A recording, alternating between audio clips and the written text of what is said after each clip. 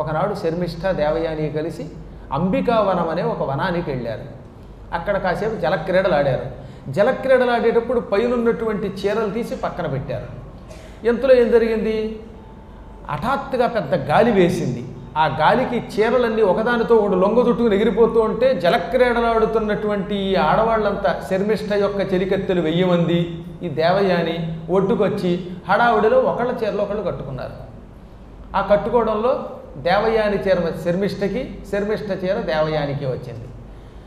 2 రకాల పాఠాంతరాలు ఉన్నాయి. అందులో ఒక దాంట్లో అయితే దేవయాని నా చీర నువ్వు కట్టుకోవడం అధర్మం కదా అంది. ఒక దాంట్లో అయితే శర్మిష్ఠ అంటే ఒక్కొక్కసారి పూర్వాపరాలు ఏదో కారణం చేత మారిపోతాయి. నేను మహారాజు కూతుర్ని, పవిత్రమైన నా చీర అపవిత్రురాలు నైవేన నువ్వు కట్టుకోవడం ఏమిటి అన్నది. మొత్తం మీద ఏమైతేనే ఇద్దరికీ వాగ్వివాదం పెరిగింది. ముష్టెత్తుకుని మా దగ్గర ఉద్యోగం చేసి బ్రతికేటటువంటి భిక్షుకుడైన శుక్రాచార్యుడి కూతురివి నువ్వు నన్ను అధిక్షేపిస్తావా, నా చెలికెత్తెలతో నీ అంతం చూస్తాను అని రాజు కూతురు కాబట్టి శర్మిష్ఠ వెనక ముందు చూడకుండా, చిన్న వయస్సు కదా పాపం, అందుకనే తొందరపాటుతో చెలికెత్తెల్ని పిలిచి దీని వస్త్రాలన్నీ ఇప్పి దిగంబరంగా దీన్ని తీసుకెళ్ళి ఈ పాడుబడిన నూతిలో పారేయండి అదిట. ఆ పక్కనే ఒక పాడుబడిన నుయ్యి ఉంది, అగాధమైన నుయ్యి. ఆ పాడుబడిన నూతిలో దిగంబరంగా చెలికెత్తెలు తోసేశారు ఆవిడ, ఒక్క వస్త్రం లేకుండా. క్షణికోద్రేకంలో ఆ పనిచేసి ఇంటికి వెళ్ళిపోయింది శర్మిష్ఠ. పాపం ఆ నూతిలో పడి 3 రోజులు తిండి లేక తిప్పలేక హీనమైన కంఠస్వరంతో రక్షించండో అని అరుస్తూ ఉండిపోయింది ఆవిడ. అసలే వస్త్రం లేదు. ఆ పాడుబడిన బావిలో రకరకాలైన సూక్ష్మక్రిములు ఉండేవి. ఇది కాక ఆహారం లేదు, చీకటి అయినా అలాగే పాపం మొండి ప్రాణంతో బ్రతికింది. ఇంతలో ఒకనాడు ఇందాక మీకు చెప్పానుగా, నహుష చక్రవర్తి కొడుకు యయాతి మహారాజు గారు వేటకొచ్చాడు. ఆయన వేటకొచ్చి ఈ ప్రాంతంలో తిరిగాడు, అంబికావన ప్రాంతంలో.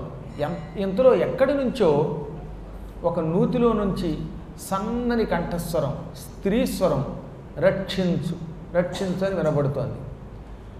ఎక్కడి నుంచి వస్తుందా ఈ స్వరం అని వెతికాడు. ఆ పక్కనే ఓ బావి కనబడింది.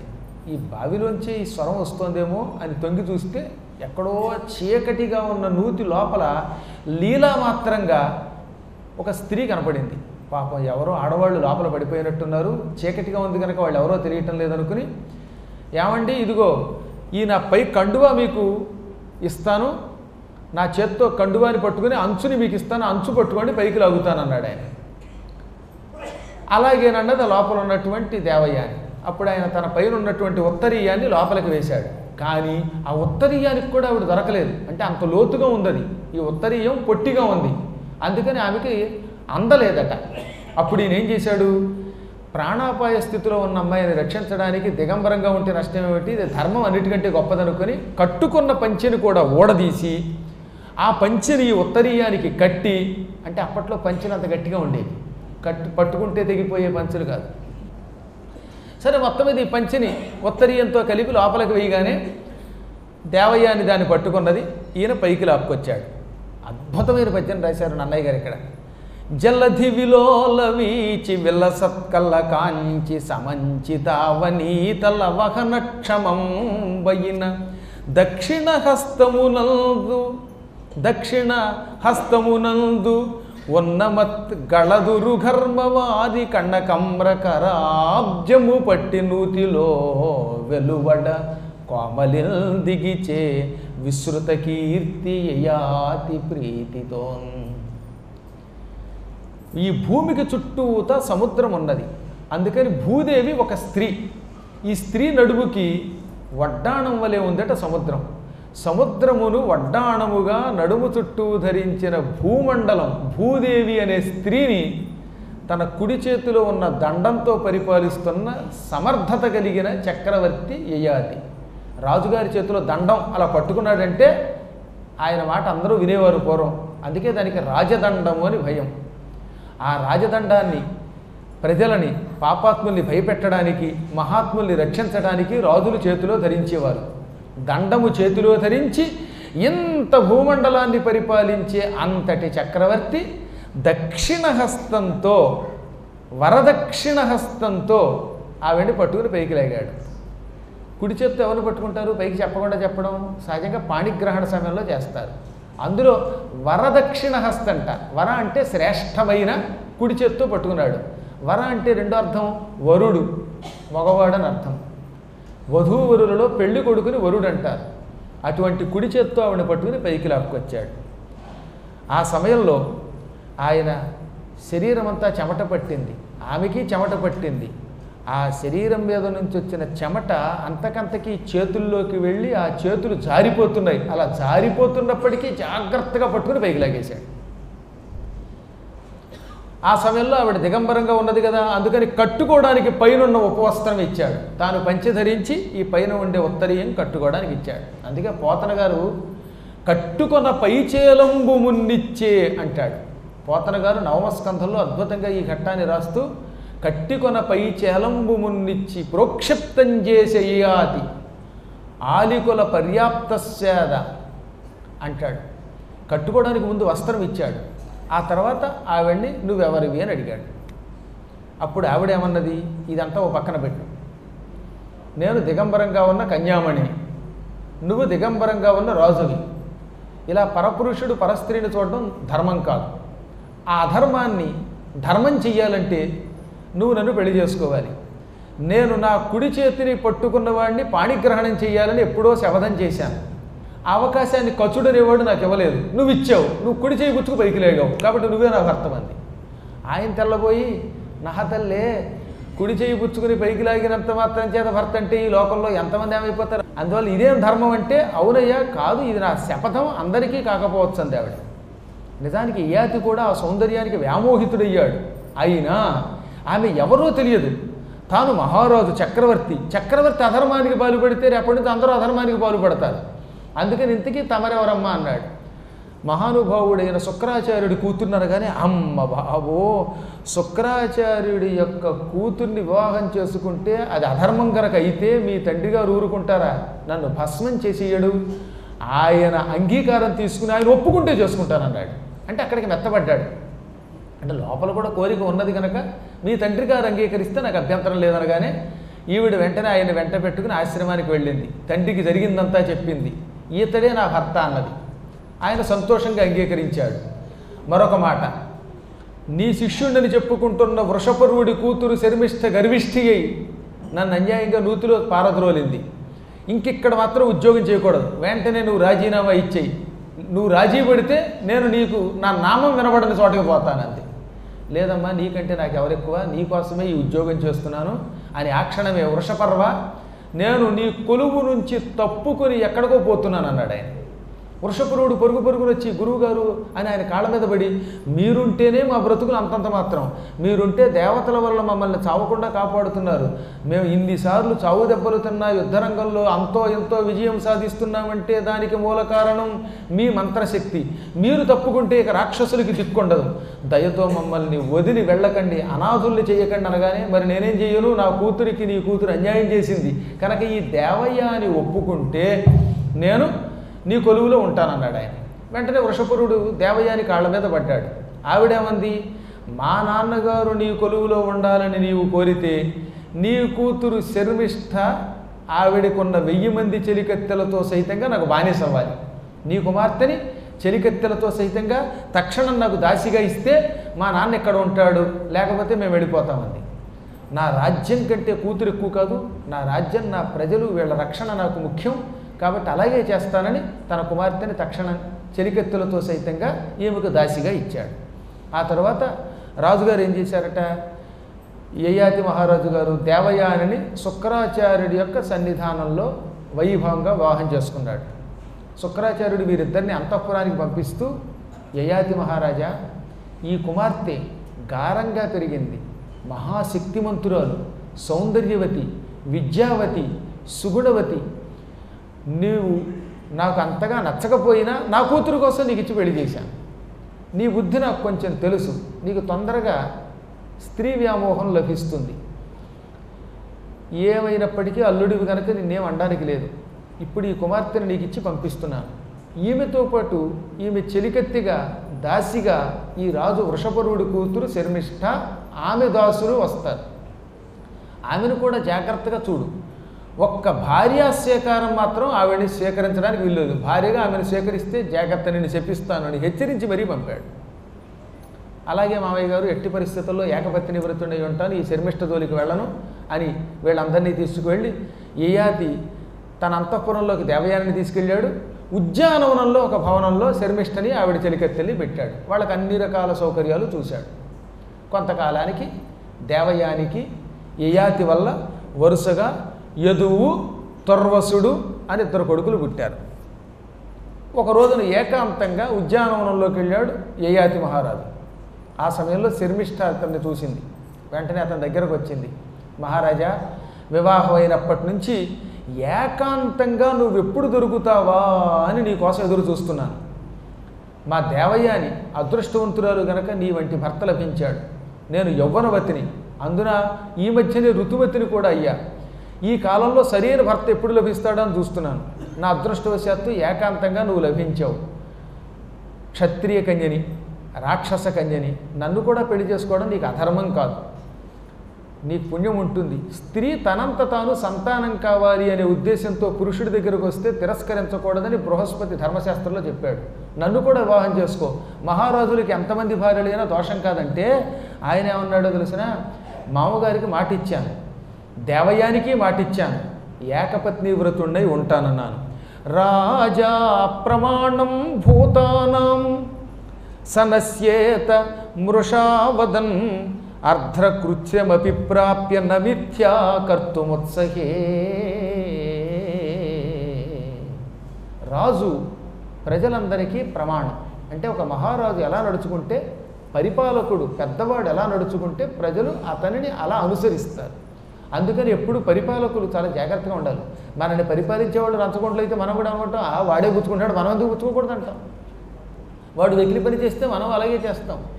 నేను ఒక మహారాజుని, నన్ను ఎంతోమంది ఆదర్శంగా తీసుకుంటారు. నేను గనక ధర్మం తప్పి మామగారికి ఇచ్చిన మాట తప్పి నిన్ను ద్వితీయ వివాహం చేసుకుంటే రేపు పొద్దున ప్రజలందరూ నన్ను ఆదర్శం తీసుకుని ఇష్టం వచ్చినట్టు ప్రవర్తిస్తారు. లోకంలో ధర్మం నశించిపోతుంది. అప్పుడు ఈ అధర్మానికి మూలకారకుడిని నేనవుతాను. దానితో దేవతలు ఆగ్రహిస్తారు, వర్షాలు కురవడం ఆగిపోతుంది, లోకమంతా దుర్భిక్షమైపోతుంది. అసత్యమాడిన రాజు తాను నశిస్తాడు, ప్రజల్ని నాశనం చేస్తాడు. అందుకే అర్ధకృచ్ఛ్రమపి ప్రాప్య అంటే తన సర్వధనము నశించిపోయిన, కృచ్ఛ్రం అంటే కుసించిపోవడం, డబ్బు మొత్తం పోయినా, రాజ్యం పోయినా, ఎట్టి పరిస్థితుల్లో నమిథ్యా కర్తుముత్సహే, నేను అసత్యమాడను. నా రాజ్యం సర్వం పోవచ్చుగాక, అర్థం నశించవచ్చుగాక, కానీ సత్యం తప్పను.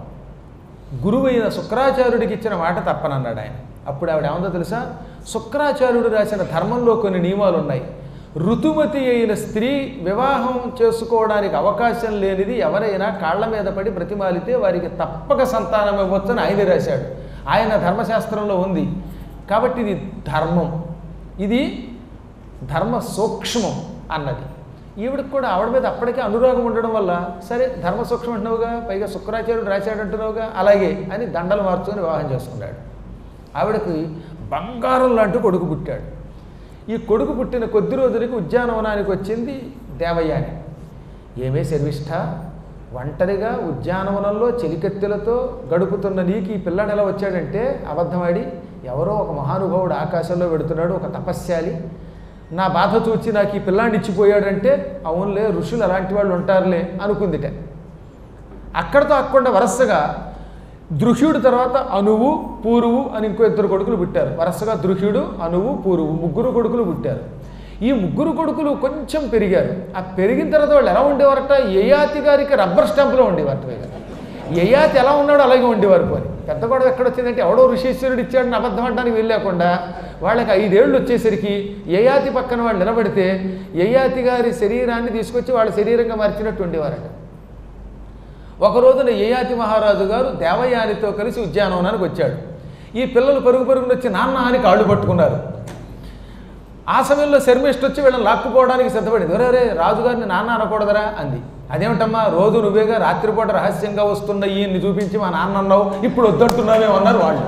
పిల్లల దగ్గర ఎక్కడ అవుతాయి, వాళ్ళు మహాత్ములు కనుక అలా అనగానే వెంటనే దేవయానికి ఒళ్ళు మండిపోయి, నిజం చెప్పు, ఇంతకు పూర్వం ఎవడో దుర్మార్గుడు వాడు ఎవడో వచ్చాడు, ఋషి వచ్చాడు, వాడి వల్ల సంతానం అన్నావు. వీళ్ళు చూస్తే అచ్చం మాయంలాగే ఉన్నారు, పిల్లలు అబద్ధం ఆడరు. వీళ్ళేమో నాన్న అంటున్నారు. నిజం చెప్పంటే ఇది కొంచెం అబద్ధం ఆడిన ఇంతలో పిల్లలు అన్నారు, లేదండి మా అమ్మ అబద్ధం ఆడుతోంది, ఈయన మా నాన్నే, అప్పుడప్పుడు రాత్రిపూట వస్తూ ఉంటాడు, మాకు పళ్ళు తెస్తాడు అన్నారు. వాళ్ళు కుళ్ళు ఎరగని వాళ్ళు కనుక, కుళ్ళు కుతంత్రాలు ఎరగని వాళ్ళు కనుక పళ్ళు తెచ్చినవాడు మా నాన్న అని చెప్పేశారు. యయాతి మహారాజు గారు చేతులు కట్టుకుని, నన్ను క్షమించు, నీ దగ్గర ఇంక అసత్యం ఆడలేను, విషయం నీకు అర్థమైంది అన్నట్ట.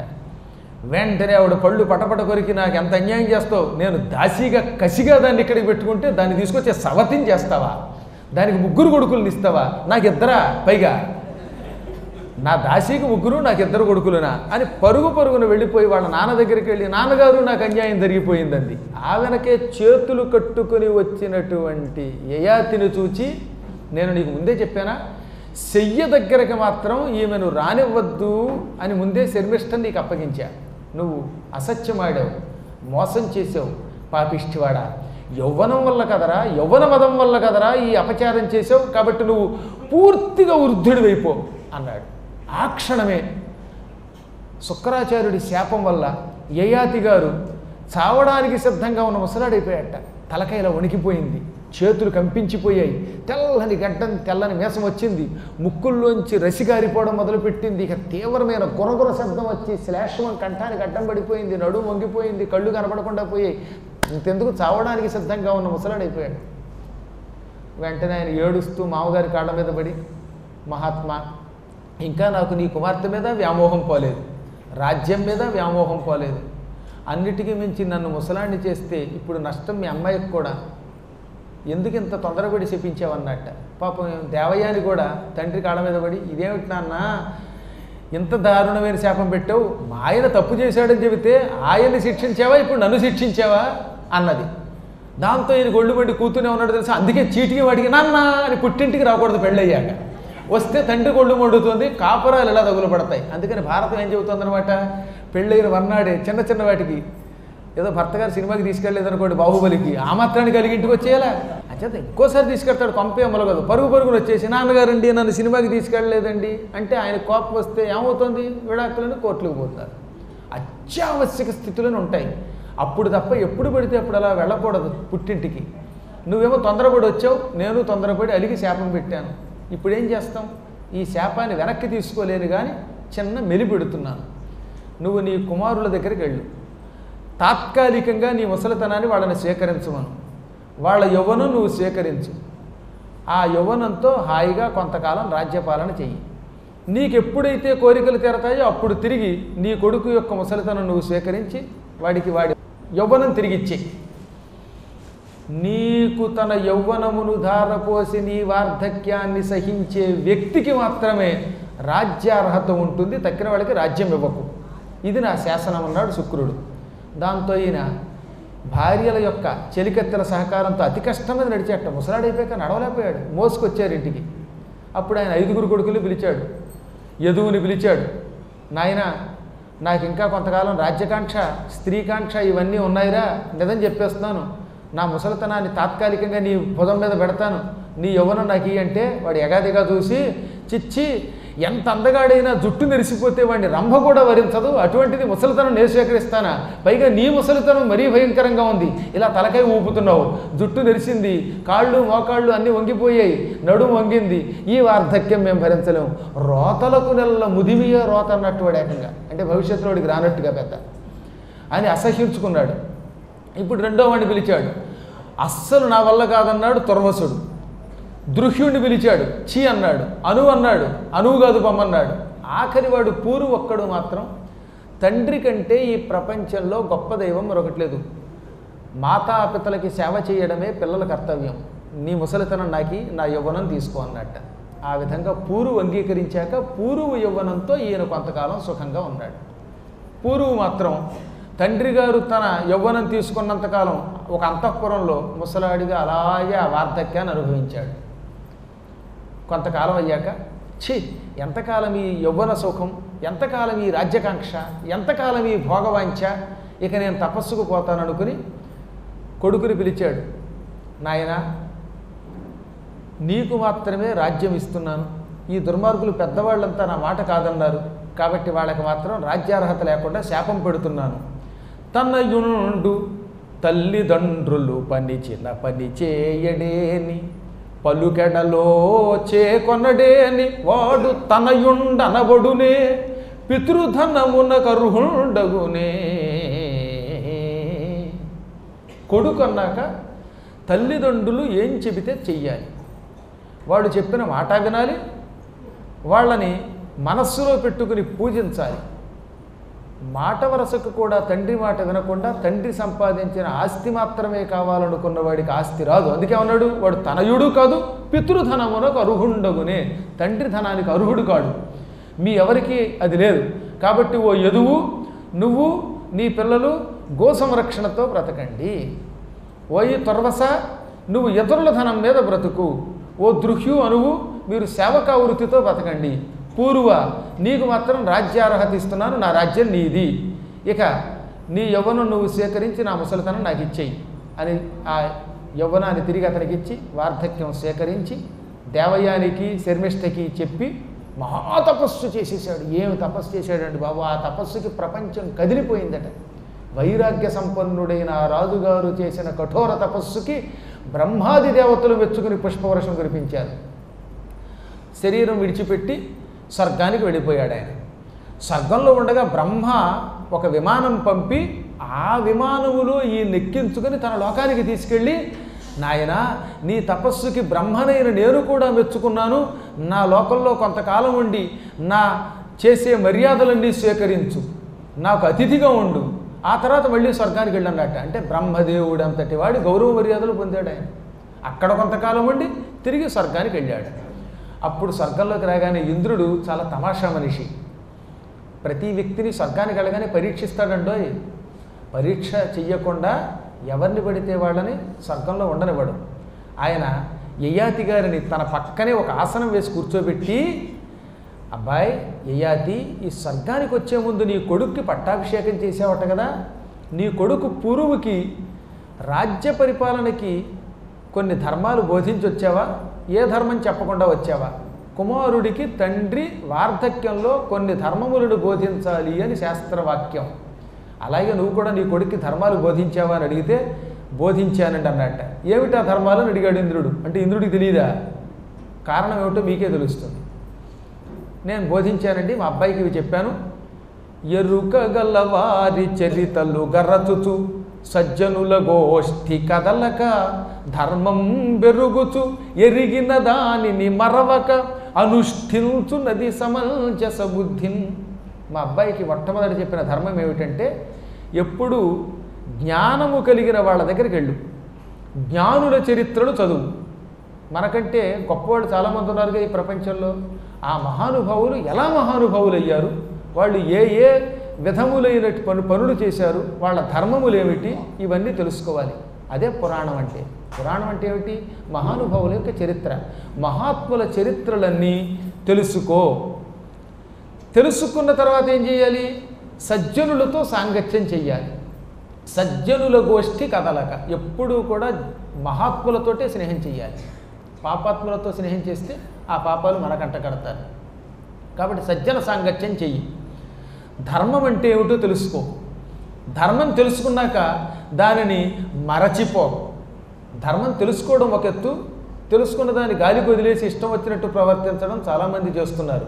కాబట్టి నువ్వు ధర్మమును గ్రహించి, గ్రహించిన ధర్మమును మరిచిపోకుండా అనుష్ఠించు, ధర్మమును ఆచరించు.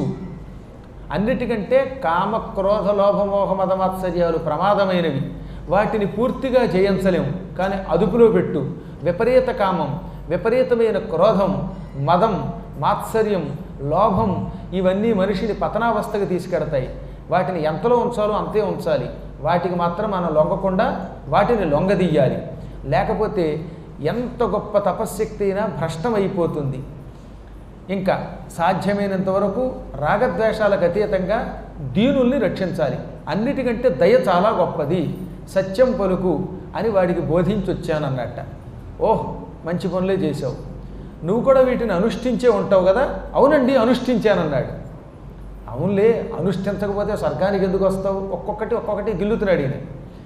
అవును, నువ్వు ఏం చెయ్యబట్టి ఈ స్వర్గానికి వచ్చావు? స్వర్గం నుంచి బ్రహ్మకి అతిథిగా వెళ్ళావు. అతిథిగా వెళ్ళి మళ్ళీ నా దగ్గరకు వచ్చి నా పక్కన సింహాసనం మీద కూర్చోగలిగావు.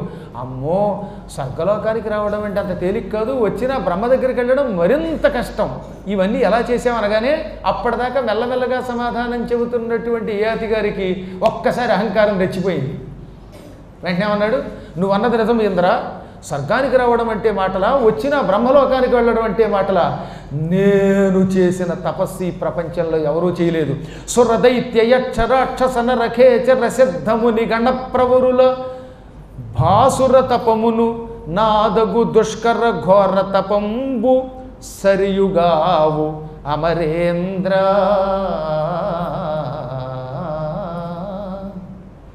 దేవతలు, రాక్షసులు, దైత్యులు, యక్షులు, నరులు, ఖేచరులు, సిద్ధులు, మునులు ఇంతమంది కష్టపడి చేసిన తపస్సంతా ఒక ఎత్తు. ఇంతమంది తపస్సు కూడా నా ఒక్కడి తపస్సుకి సాటి కాదు.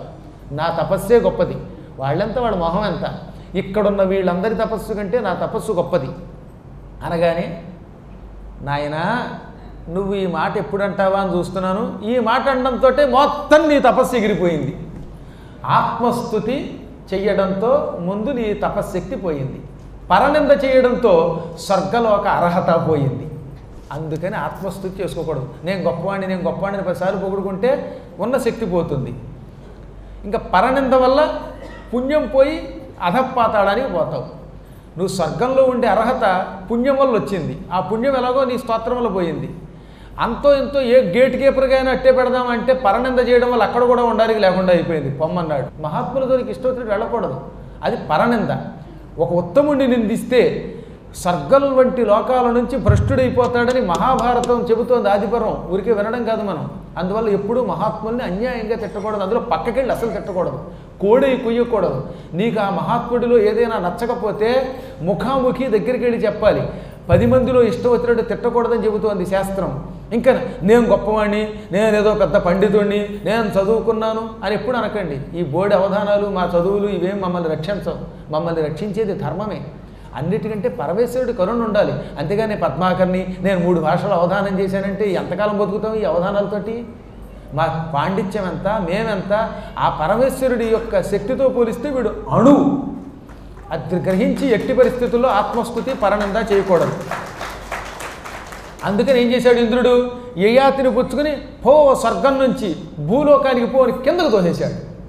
వెంటనే యయాతి గారు కిందకు పడిపోతూ ఇంద్రుడి కాళ్ళు గట్టిగా పట్టుకుని, నేను భూలోకానికి వెళ్ళి బతకలేనయ్యా బాబు, మానవ శరీరంతో ఉన్నప్పుడు బ్రతుకుతాను, ఇప్పుడు స్వర్గంలో ఉన్నాక తిరిగి భూలోకానికి వెళ్ళలేను, ఇక్కడ అక్కడ ఉండకుండా ఏమైపోతాను, నన్ను మానవలోకానికి పంపక నేను చేసిన అంతో ఎంతో పుణ్యం మీద నా మీద ఉన్న భక్తి వల్ల అయితేనో, లేకపోతే నేను నీ కాళ్ళు పట్టుకుని క్షమార్పణ కోరుతున్నాను కాబట్టో నన్ను కనుకరించి నన్ను ఒక నక్షత్రంగా చెయ్యి, భూమి మీద గింటేయకుండా నక్షత్రంలో ఒక నక్షత్రంగా మార్చన్నట్ట.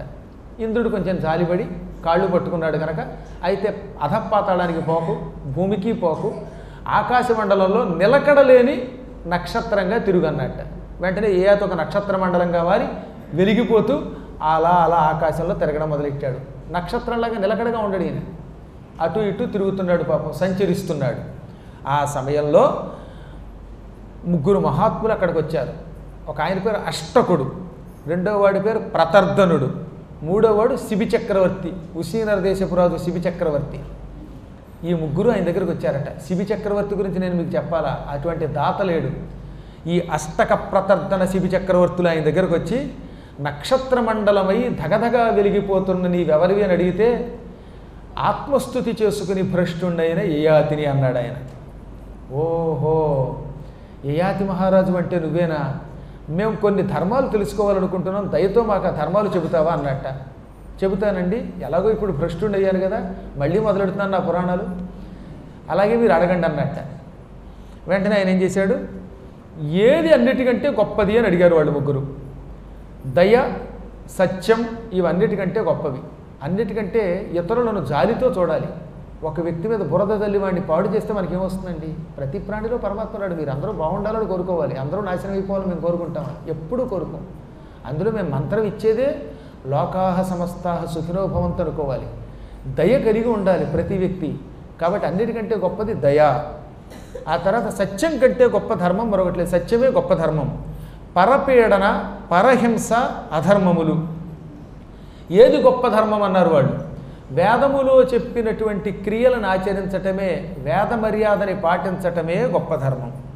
వేదాలకి వ్యతిరేకంగా నాస్తికవాదంతో ఈ విధంగా వేదాల్లో ఉన్న ఈ మతాలకి వీటికి వ్యతిరేకంగా మాట్లాడుతూ వీటిని తిట్టడం ఉందే, ఇదే అధర్మం అనగానే వాళ్ళు అన్నారు, మేము ఎప్పటికైనా పుణ్యలోకాలకు వెడతామా, మేము కూడా నీలాగేలాగే ఆకాశంలో తిరుగుతూ ఉంటామా అన్నారు. మీ మొహాలు చూశాను, నాకు జ్యోతిషం వచ్చు, అందువల్ల చెబుతున్నాను, మీ ముగ్గురికి మంచి ఉత్తమ గతులు ఉన్నాయి అన్నాడు ఆయన. వెంటనే వాడు పక్కపక్కనవి, మేము నిజంగా బ్రహ్మలోకం నుంచి వచ్చాం, మేము ఎవరమో తెలిసినా నీ కూతురు కొడుకులం, కూతురు యొక్క కుమారులు మేము స్వయంగా దౌహిత్రులం, అందుకే ఒక్క కూతురైనా ఉండాలని శాస్త్రం చెబుతున్నది. ఒక్క పుత్రిక ఉంటే ఆ పుత్రిక పిల్లలు నరకంలో ఉన్న పిల్లల్ని ఉద్ధరించగలరట. ఎంత గొప్పవాడైనా నరకానికి పోతే ఆ నరకం నుంచి కొడుకు ఉద్ధరించలేడు, కూతురు కొడుకులు ఉద్ధరించగలరు. అందుకే తద్దినం పెట్టేటప్పుడు ఒక నియమం ఏంటో తెలుసా? ఇప్పుడు ఉదాహరణకి మేము మా నాన్నగారికి తద్దినం పెట్టాలంటే అప్పుడు మా సోదరి యొక్క కొడుకు ఉండాలి, మా మేనల్లుడు, అంటే ఆ చచ్చిపోయినానికి దౌహిత్రుడు పక్కన ఉంటే ఆ తద్దినంలో ఉన్న లోపాలన్నీ పోయి ఆయన తప్పక మోక్షానికి ఎడతాడని మార్కండేయ పురాణంలో, దత్తాత్రేయ చరిత్రలో కూడా ఉంది, గరుడ పురాణంలో ఉంది. అందుకే కూతుని యొక్క కొడుకు, ఆ తర్వాత వెండి, దర్భలు, ఇవి యజ్ఞములకు అత్యంత ప్రమోదకరములు. పితృకర్మలకి ఇవి చాలా మంచివి. ఊరబంది కుక్క ఉండకూడదు తప్ప ఇవన్నీ ఉండొచ్చు. ఇప్పుడు వాళ్ళు ఏమన్నారు, మేము నీ మనములం. ఏ మనవలం? నీకు కూతురు ఉంది కదా, ఆ కూతురు కొడుకులం. మేము బ్రహ్మలోకంలో ఉన్నాం, నీ జ్యోతిష శాస్త్రాన్ని పరీక్షించాం, మాకు ఉత్తమ గతులు ఉన్నాయా లేవా అని అడిగితే నువ్వు జ్యోతిష పాండిత్యంతో ఉన్నాయని చెప్పావు. ఇక మాకు ధర్మములు బోధించడం వల్ల, బ్రహ్మజ్ఞానం కలిగిన వాళ్ళకి ధర్మం బోధించడం వల్ల నీ పాపాలు పోయాయి. మేము నీ కోసం ఈ క్షణమే ఆకాశగంగా జలం తెచ్చి తర్పణం ఇస్తాం. కూతురు కొడుకులు తమ తాతగారు స్వర్గానికి వెళ్ళాలి అని తలుచుకుని గంగాజలంతో తర్పణం 3 మార్లు ఇస్తే ఆ తాతగారు నరకం నుంచి ఉద్ధరింపబడి పాపాల నుంచి విముక్తి పొంది స్వర్గమునకు వెడతాడు అని చెప్పి అతను చూస్తూ ఉండగా గంగాజలం, ఆకాశగంగలో దగ్గర ఉన్నారు కనుక, వాళ్ళు ఆకాశంలో ఉన్నారు కనుక ఆకాశగంగాజలాన్ని చేతుల్లోకి తీసుకుని 3 పర్యాయములు ఈ యయాతికి ధారపోశారు. ఇప్పుడు కూడా మీరు గుర్తుపెట్టుకోండి, ఒకవేళ తాతగారు స్వర్గానికి వెళ్ళి ఉండొచ్చు, మోక్షం పొందొచ్చు, అయినా మనకి తెలియదు ఆయన ఎక్కడున్నాడో. అలాంటప్పుడు తాతగారి యొక్క సద్గతులు కోరుకుంటూ దౌహిత్రులైన వారు అనగా ఒక ఆయన యొక్క కూతురు కొడుకులు చేతిలోకి 3 సార్లు గంగాజలం తీసుకుని, గంగాజలం దొరకకపోతే పవిత్ర నదీ జలం తీసుకుని మా తాతగారు స్వర్గమునకు వెళ్ళాలి అని సంకల్పించుకుని తర్పణం ఇస్తే ఈ తాతగారికి నరకం నుంచి విముక్తి కలిగి తీరుతుందని ధర్మశాస్త్రాలు, భారతం చెబుతున్నాయి. ఈ విధంగా యయాతికి ఆయన కూతురు కొడుకులు దౌహిత్రులు ఉపయోగపడ్డారు. ఆకాశ గంగాజలం తర్పణంగా ఇచ్చారు, దెబ్బతో ఆయన పాపాలు పోయాయి, టక్కన వెళ్ళి స్వర్గానికి వెళ్ళిపోయాడు. ఈ విధంగా ఉద్ధరించారట. ఎంత గొప్ప అదృష్టవంతుడు ఆయన కష్టంలో కూడా. యయాతి మహారాజు గారు ఈ విధంగా స్వర్గానికి వెళ్ళిపోయాడు.